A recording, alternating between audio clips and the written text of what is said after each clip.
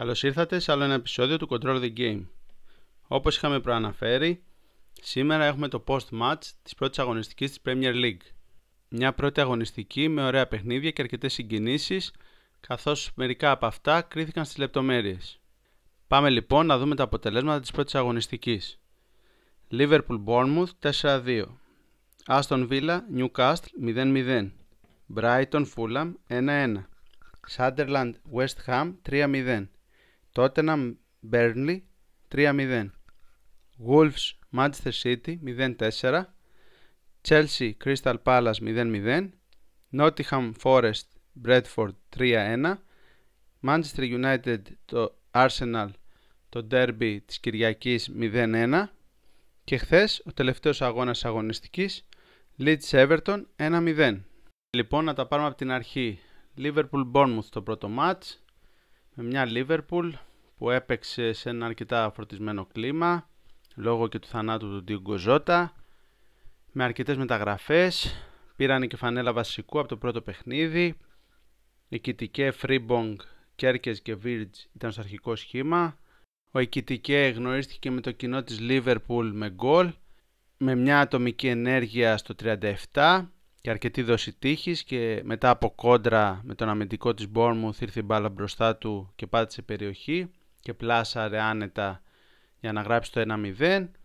Μετά η Liverpool συνέχισε με τον ίδιο ρυθμό στο δεύτερο ημίχρονο, σκόραρε για δεύτερη φορά με τον Χάκπο στις αρχές του δεύτερου ημιχρόνου, και εκεί που έδειχναν ότι καθαρίζει το παιχνίδι και θα έχει μια εύκολη βραδιά, ήρθε ο Σεμένιο και τα λάθη της άμυνας. Για μένα Κονατέ, Van Dijk για άλλη μια φορά ήταν σε πολύ κακή βραδιά.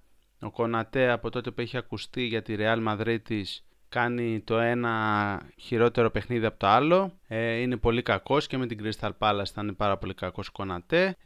Και ο Van Dijk δεν είναι σε καθόλου καλό φεγγάρι. Και ο Σεμένιο βρήκε τον τρόπο, ειδικά το δεύτερο γκολ ήταν αστείο πραγματικά. Πήρε την μπάλα μόνος από το κέντρο και απλά έκανε μια κούρσα και Van Dijk και Κονατέ τον κοιτάγανε και δεν κάναν τίποτα, ειδικά ο Κονατέ που ήταν και ο παίχτης του, και πλάσαρε έξω από την περιοχή και έκανε το 2-2, και τότε άρχισαν να αγχώνονται οι παίχτες της Liverpool και ο κόσμος, ώσπου μπήκε ο Κιέζα ως αλλαγή και στο 88 λύτρωσε την ομάδα του Σλότ και έκανε το 3-2, και τότε όλα ήταν πιο εύκολα και ήρθε και ο Σαλάχ στις καθυστερήσεις και έγραψε το τελικό 4-2. Σε αυτά που έχουμε να πούμε για τη Liverpool είναι ότι σίγουρα οι μεταγραφές θα βοηθήσουν. Σίγουρα φαίνεται ότι έπαξε το κενό του Trent με τον Frimpong. Έκανε πάρα πολύ καλό παιχνίδι και από τα φιλικά έδειξε ότι θα είναι μια πολύ καλή προσθήκη στο roster. Έχει τα ανεβάσματα, έχει τα overlap, έχει αντοχές και αμυντικά και επιθετικά είναι πάρα πολύ καλός. Ο Κέρκες δείχνει ότι θέλει το χρόνο του, βγάζει ένα άγχος σε κάποιες προσπάθειές του, ειδικά επιθετικά. Ο Εκιτικέ σκόραρε κιόλας και αυτό θα του δώσει ψυχολογία για τη συνέχεια και φαίνεται ότι είναι άνετος και ότι μπορεί να συνεργαστεί και με τους συμπαίκτες του, και σίγουρα σε καιρό με τον καιρό θα βελτιώνεται ακόμα περισσότερο όσο θα βρίσκει και τις συνεργασίες με τον Χάκμπο, τον Σαλάχ, τον Σόμποσλαϊ και τους άλλους συμπαίκτες του από πίσω. Και ο Virgil δείχνει ότι μπορεί και αυτός εννοείται να βοηθήσει, έχει μεγάλη κλάση. Σίγουρα είναι πολύ αγχωμένος και αυτός, ειδικά στην τελική προσπάθεια. Στο passing game ήταν αρκετά καλός, αλλά όταν έφτανε κοντά στην περιοχή τα σούτ του ήταν αρκετά δύναμα και φαινόταν ότι αυτό είναι θέμα ψυχολογίας και θέμα ρυθμού, θα έλεγα εγώ. Από την άλλη, Χάκπο ήταν πάρα πολύ θετικός, έβαλε και τον γκολ με το γνωστό του τρόπο, να κλείσει προς τα μέσα και να περάσει έναν και δύο παίχτες και να σουτάρει με το πλασέ το γνωστό. Μακάλιστερ λειτουργούσε ως 6 επειδή δεν έπαιζε ο Gravenberch και ήταν πάρα πολύ καλός. Και αυτό που θα κρατήσω εγώ από τα θετικά είναι ότι για άλλη μια φορά ο Έντο, ο Ιάπωνας, είναι ένα πολυεργαλείο για τη Liverpool. Γι' αυτό τον λατρεύει ο κόσμος. Βγήκε αυτή τη φορά ο Frimpong και μπήκε ως δεξί μπακ ο Έντο, και εκεί πέρα πάλι ήταν πολύ θετικός. Είναι ένας μαχητής. Η θέση του κανονικά είναι αμυντικό half και παίζει stopper, παίζει δεξί back, παίζει όπου θέλει ο προπονητής και παίζει καλά. Αποδίδει αυτό που θέλει ο προπονητής. Είναι τρομερός αυτός ο παίχτης, είναι ένα πολυεργαλείο που σίγουρα το θέλουν όλες οι ομάδες. Τα αρνητικά, όπως είπαμε, Κονατέ για μένα, αν θέλει να φύγει, καλώς να φύγει. Όταν είσαι σε μια ομάδα και δεν δείχνεις αυτό που μπορείς να δείξεις σε συνεχόμενα παιχνίδια και κάνοντας το ένα λάθος μετά το άλλο, και δεν είναι μόνο το goal τώρα, ήταν και με την Crystal Palace στο Super Cup και εκεί πολλές λάθος πάσες, λάθος τα μαρκαρίσματα, φαίνεται ότι το μυαλό του είναι αλλού. Και ο Van Dijk που για μένα δεν έχει ξεκινήσει καθόλου καλά τη χρονιά και αυτός πρέπει να ξυπνήσει, είναι και ο αρχηγός της ομάδας. Και από την άλλη θεωρώ ότι ο Σεμένιο είναι ο παίχτης του αγώνα με βάση την απόδοσή του. 2 γκολ απέναντι στη Liverpool, έτρεχε, μάρκαρε, έβγαινε στις αντεπιθέσεις. Θεωρώ ότι για την ηλικία που έχει είναι για πιο μεγάλη ομάδα. Δεν ξέρω αν θα κάνει μεταγραφή φέτος, δεν έχει ακουστεί τίποτα. Θα δείξει, υπάρχει δρόμος μπροστά και αν δεν την κάνει φέτος, σίγουρα του χρόνου δεν θεωρώ ότι θα μείνει για άλλη μια χρονιά και την επόμενη στη Bournemouth. Αυτά από το μάτς της Liverpool με την Bournemouth και προχωράμε στο μάτς της Aston Villa με την Newcastle. Εδώ δεν έχουμε να πούμε και πάρα πολλά. Παιχνίδι για ένα ρόλο. Το μάτς ήρθε ισόπαλο 0-0, αλλά η Newcastle ήταν καλύτερη. Είχε την κατοχή, είχε τις τελικές, είχε τις πάσες, είχε διπλάσιες προσπάθειες στο μισό του αντιπάλου, με έναν Ελάγκα που ήταν σε πάρα πολύ καλή κατάσταση, η νέα μεταγραφή από τη Nottingham. Ο Barnes βοήθησε πάρα πολύ και ο Gordon και αυτός προσπαθούσε με ανατομικές ενέργειες, πατώντας περιοχή, βγαίνοντας στο χώρο. Προσπάθησαν να πάρουν το παιχνίδι, κάτι που δεν έκανε η Aston Villa. Από μια Aston Villa που οι μόνοι που σώθηκαν ήταν τον τερματοφύλακας της που ήταν πάρα πολύ καλός, ο Μπιζό, που είναι νέα μεταγραφή από την Brest στα 34 του, μαζί με τον Κας, το δεξί back, και τα δύο αμυντικά half που προσπαθούσαν να σώσουν τα σημάζευτα σε ένα μάτς που τελικά ήρθε 0-0 και αυτή που είναι επικραμμένη είναι η Newcastle που δεν κατάφερε να πάρει τους 3 βαθμούς. Επόμενος αγώνας, αυτός ανάμεσα στην Brighton και τη Fulham. Εκεί είχαμε ένα μοιρασμένο παιχνίδι με την Brighton να κερδίζει τις εντυπώσεις στο πρώτο ημίχρονο, προσπαθώντας να επιβάλλει το δικό της ρυθμό. Το κατάφερε εν μέρη, αλλά χωρίς να σκοράρει. Μπαίνοντας στο δεύτερο ημίχρονο, βρήκε τον γκολ με πέναλτι του O'Reilly στο 55 και από εκεί και πέρα όμως η Fulham ήταν αυτή που πήρε τα ενία του αγώνα και προσπάθησε να κάνει την αντεπίθεσή της για να μην φύγει μάδια χέρια από το γήπεδο της Brighton. Κάτι που το κατάφερε έστω και με μια δόση τύχης και με πείσμα, θα έλεγα εγώ, στην τελευταία φάση του αγώνα με τον Μουνίθ. 1-1 λοιπόν, με δύο ομάδες που έχουν πολύ δρόμο μπροστά τους και πολλά να αποδείξουν. Επόμενο παιχνίδι, αυτό ανάμεσα στη Sunderland που ανέβηκε στη Premier League μετά από 8 ολόκληρα χρόνια και τη West Ham. Ήρθε 3-0 το σκορ με μια Sunderland που έδειξε ότι δεν ανέβηκε τυχαία. Κράτησε τον προπονητή από πέρσι που την ανέβασε από τη Championship. Το άξιζε, μπορώ να πω.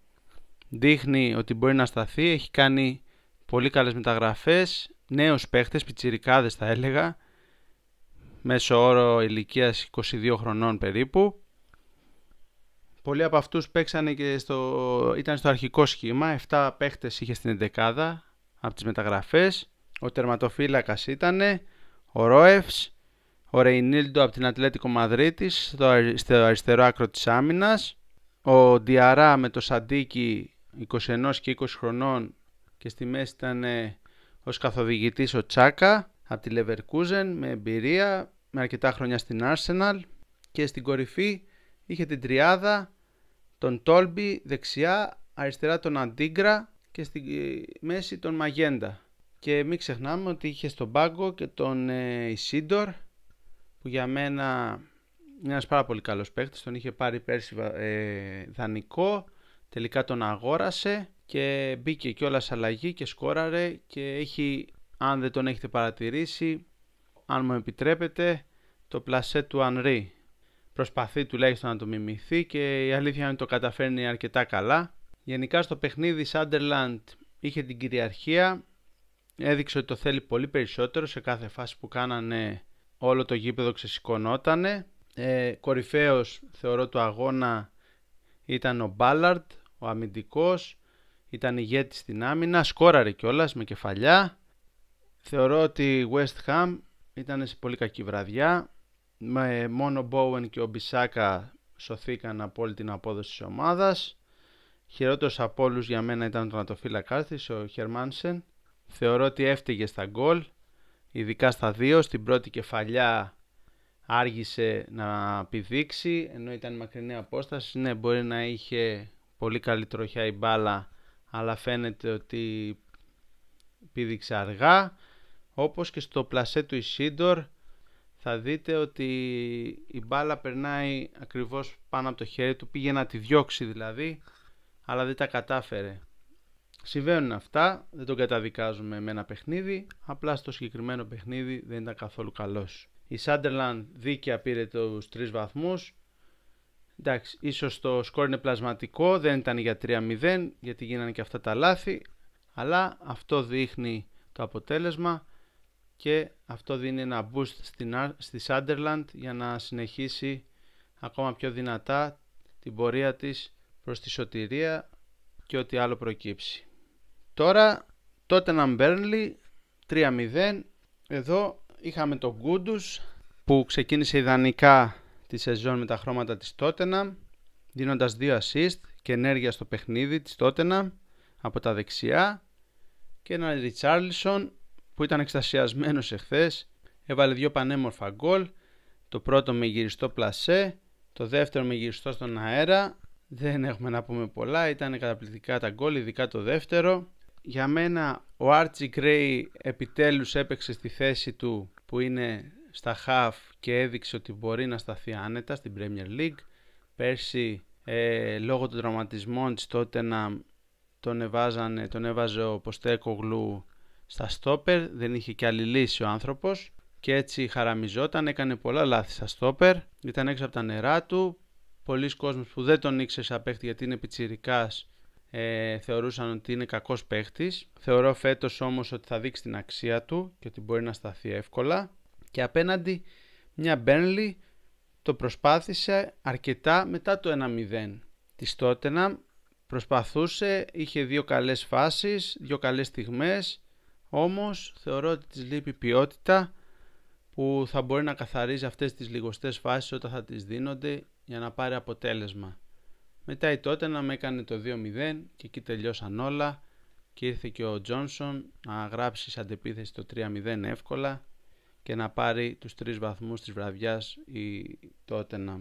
Επόμενο παιχνίδι ανάμεσα στη Wolves και τη Manchester City, 0-4 για τους πολίτες, με τον Rangers να ξεκινάει βασικός, εννοείται, και στα φιλικά είχε δείξει πάρα πολύ καλός.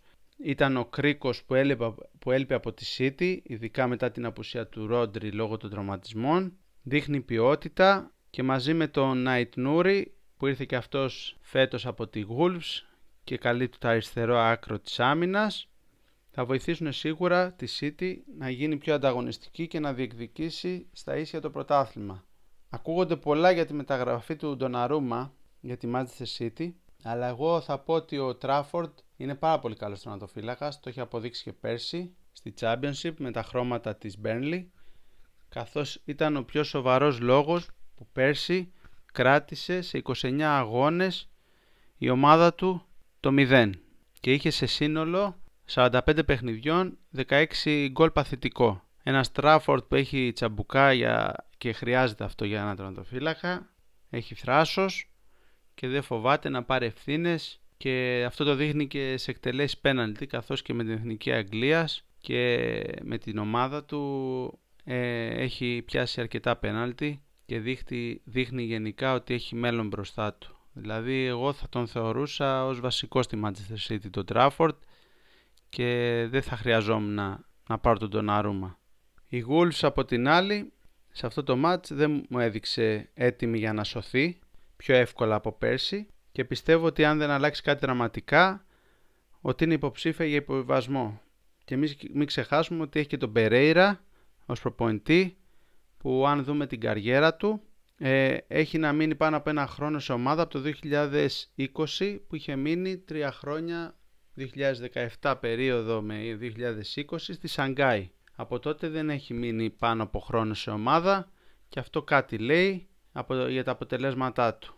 Πάμε στο επόμενο παιχνίδι ανάμεσα στη Chelsea και την Crystal Palace. Chelsea Crystal Palace λοιπόν, 0-0 εδώ, δίκαιη ισοπαλία για μένα. Μπορεί να είχε την κυκλοφορία της μπάλας η Chelsea, αλλά οι φάσεις δεν ήταν τόσο επικίνδυνες για γκολ. Εκτός την ευκαιρία του Τσαλόμπα στο πρώτο ημίχρονο και του Σάντος στις καθυστερήσεις του αγώνα στο τέλος του παιχνιδιού.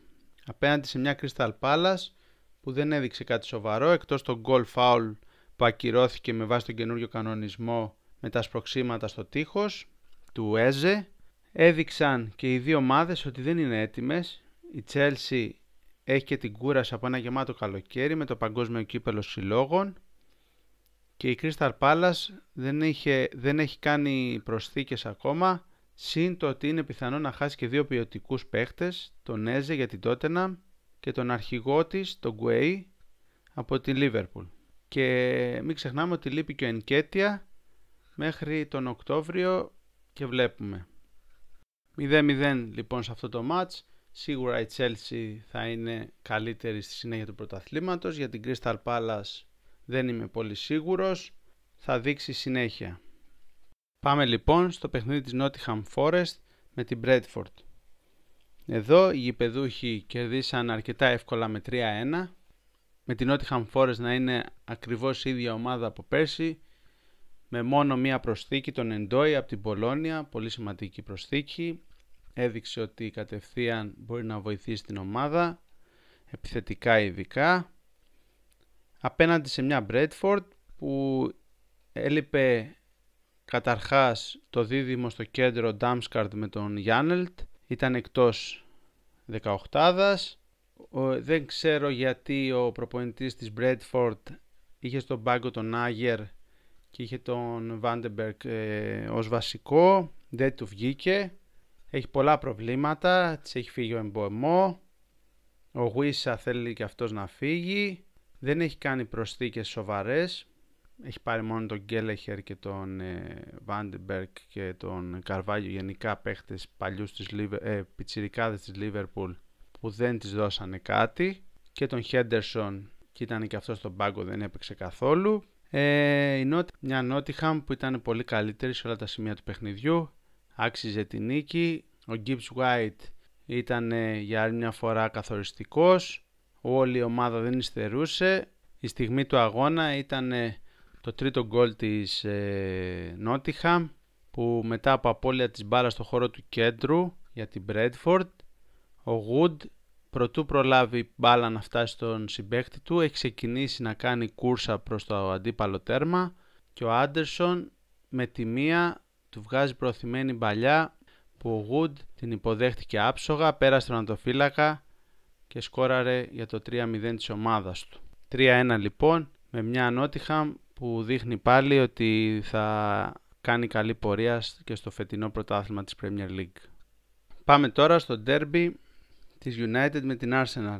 0-1, νίκη για τους κανονιέριδες. Για μένα μια Arsenal που δεν έδειξε κάτι σοβαρό, εκτός το ότι δουλεύει από πέρσι πολύ στα corner. Φοβήθηκε πολύ το παιχνίδι, ειδικά στο δεύτερο ημίχρονο η United ήταν πολύ καλύτερη.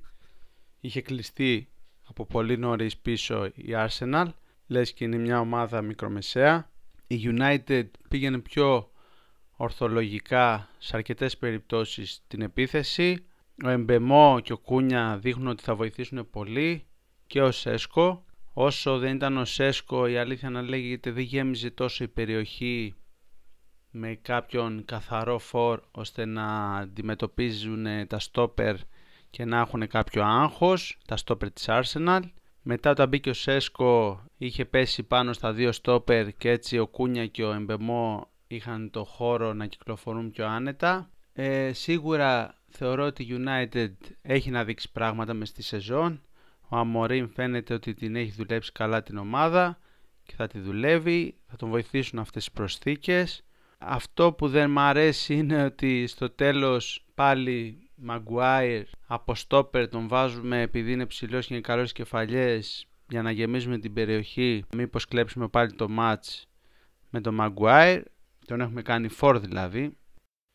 Ακόμα η United πρέπει να βρει επιτέλους έναν τερματοφύλακα αξιόπιστο. Το προσπάθησε με τον Ονάνα, δεν της βγήκε. Ο Μπαγιντήρ δεν είναι για αυτό το επίπεδο. Το γκολ είναι καθαρά δικό του λάθος. Όσο και η Arsenal να έχει δουλέψει στατικές φάσεις και τα corner, εκεί πέρα ένας τερματοφύλακας σωστός πρέπει να βγει να καθαρίσει τη φάση και στο φινάλε ας πάρει μαζί και τους αμυντικούς του. Αυτό πρέπει να το κοιτάξει άμεσα. Δεν μπορεί να βγει χρονιά με τον Μπαγιντήρ βασικό. Εδώ και 2 χρόνια η United έχει δεχτεί τα περισσότερα γκολ από corner. Και η Arsenal δεν μου δείξε κάτι. Θεωρώ ότι ο Αρτέτα έχει άγχος, πρέπει φέτος να αποδείξει, πρέπει φέτος να πάρει τον τίτλο. Δεν θα τον πάρει για μένα. Πιστεύω ότι η Arsenal δεν μπορεί να διεκδικήσει πρωτάθλημα με αυτή τη λογική. Το ότι κέρδισε προχθές δεν μου λέει κάτι. Σίγουρα για αυτούς λέει πολλά το ότι πήραν 3 βαθμούς, αλλά θεωρώ ότι αν δεν αλλάξει τη συνέχεια τον τρόπο παιχνιδιού της και να χτυπάει τα μάτς, δεν έχει τύχει να πάρει το πρωτάθλημα απέναντι σε μια City και μια Liverpool που φαίνεται ότι θα σκοράρουν κατά ρηπάς, έχουν καλή επιθετική γραμμή και οι δύο και θα παίρνουν θεωρώ πιο εύκολα αρκετά παιχνίδια από ό,τι Arsenal. Ο Gyökeres που είναι η νέα μεταγραφή της Arsenal δεν έδειξε κάτι, εντάξει είναι αρχή ακόμα, αλλά σίγουρα η Premier League δεν είναι πορτογαλικό πρωτάθλημα και Sporting Λισαβόνας, χωρίς να θέλω να μειώσω τη Sporting. Άλλες βλέπεις έχει Arsenal και άλλες Sporting. Σίγουρα θέλει το χρόνο του και αυτός και ας ελπίσουμε ότι η Arsenal θα δείξει κάτι καλύτερο στην πορεία της σεζόν. Πάντως όσοι ακροατές είχαν πει για τη νίκη της Arsenal και κάποιοι είπαν και 0-1, το πετύχανε. Συγχαρητήρια. Πάμε τώρα και στο τελευταίο αγώνα της πρώτης αγωνιστικής ανάμεσα στη Leeds και την Everton. Μια Leeds που ανέβηκε αέρα από τη Championship πέρσι με 100 βαθμούς, με εντυπωσιακό ποδόσφαιρο. Σε συζητήσεις εχθές με κάποιους φίλους και ακροατές πίστευαν ότι η Everton θα είναι πολύ καλύτερη και ότι η Leeds δεν είναι άξια για να σταθεί στην Premier League. Εγώ δεν είχα αυτή την εντύπωση, μου το έδειξε και χθες. Η Leeds ήταν πάρα πολύ καλή, ήταν πολύ επιθετική, χαιρόσουν να τη βλέπεις. Ταχύτητα με τον Νιόντο μπροστά, τον James. Από ό,τι λέγεται έχει κλείσει και τον Οκαφόρ από τη Μίλαν, μια πολύ καλή προσθήκη. Ο Αμπαντού αρχηγός ήταν τρομερός, βοηθούσε πάρα πολύ. Θεωρώ ότι η Leeds ήταν πάρα πολύ καλύτερη από την Everton εχθές. Το ότι κέρδισε με ένα πέναλτι συζητήσιμο για μένα ήταν, γιατί αν δει κανείς το βίντεο από πίσω που δείχνει η κάμερα, φαίνεται ότι το χέρι δεν πάει να το μαζέψει και απλά το έχει προς τα κάτω. Σίγουρα είναι προσκολλητό, αλλά φάνηκε ότι βάζει το σώμα του με το χέρι ο Ταρκόφσκι για να αποθήσει την μπάλα. Εντάξει, και να μην το έδινε ο διαιτητής νομίζω κανείς δεν θα λέγε κάτι, ήταν 50-50, το δώσανε, αλλά το αποτέλεσμα θεωρώ ότι είναι δίκαιο 100%. Η λίστα ήταν πολύ καλύτερη. Αυτό που με απασχόλησε με την Everton ήταν ειδικά στο πρώτο ημίχρονο, σε μια στιγμή που έχουν αποκτήσει την κατοχή της μπάλας και η Leeds αρχίζει να μείνεται στο πρώτο τρίτο. Έχουν αλλάξει κάποιες μεταβιβάσεις οι παίχτες της Everton από την αριστερή πλευρά και μετά από 4-5 πάσες δείχνουν ότι δεν έχουν τι να την κάνουν την μπάλα. Ψαχνόντουσαν και τελικά αντί να επιτεθούν, ενώ όλοι οι Leeds είναι πίσω από το κέντρο και προσπαθεί να αμυνθεί και δείχνει ότι είμαστε σε φάση άμυνας και αρχίζουμε να αγωνόμαστε, η Everton δεν είχε πλάνο επίθεσης και γύρισε την μπάλα πίσω από το κέντρο και τελικά κατέληξε να φτάνει στον τερματοφύλακά της και να ψάχνουν ξανά την επίθεση από την αρχή. Αυτό μου δείξε ότι δεν υπάρχει πλάνο, δεν έχει δουλευτεί η ομάδα, κάτι που στο τέλος του αγώνα αρχίσανε με γεμίσματα να προσπαθήσουν να κλέψουν και με κάποια κόρνερ να κλέψουν το αποτέλεσμα και να πάρουν έστω τον ένα βαθμό της ισοπαλίας. Δεν έγινε. Απόλυτη δίκαιη νίκη της Leeds με βάση την εικόνα των δύο ομάδων και σίγουρα η Everton θα πρέπει να προσπαθήσει πολύ περισσότερο για να σταθεί στην κατηγορία φέτος. Και να πω την αλήθεια ότι πολλοί φαν του ποδοσφαίρου θα θέλανε η Leeds να σωθεί εύκολα φέτος και να μείνει στην κατηγορία της Premier League. Αυτά ήταν τα παιχνίδια. Κλείνοντας, θα ήθελα να πω για τους καθοριστικούς παίχτες της αγωνιστικής. Ο Κούντους της Tottenham, ο Ballard της Sunderland και ο Rangers της City ήταν οι πιο καθοριστικοί. Χειρότερη απόδοση μπορώ να πω είχαν οι δύο τερματοφύλακες της United και της West Ham, ο Hermansen της West Ham και ο Μπακιντήρ της United και ο Κονατέ της Liverpool. Καλύτερο γκολ της αγωνιστικής ψηφίζω το Richarlison, το δεύτερο γκολ το γυριστό στον αέρα. Και αν θέλετε τη γνώμη μου για ομάδες που θα παλέψουν για τη σωτηρία, θεωρώ 5 ομάδες είναι οι Wolves, η Everton, η Burnley, η Bradford και η Crystal Palace. Ελπίζω να σας άρεσε και το σημερινό επεισόδιο με το post-match της Premier League. Μέχρι το επόμενο, να βλέπετε μπαλίτσα και να περνάτε καλά. Καλό σας βράδυ.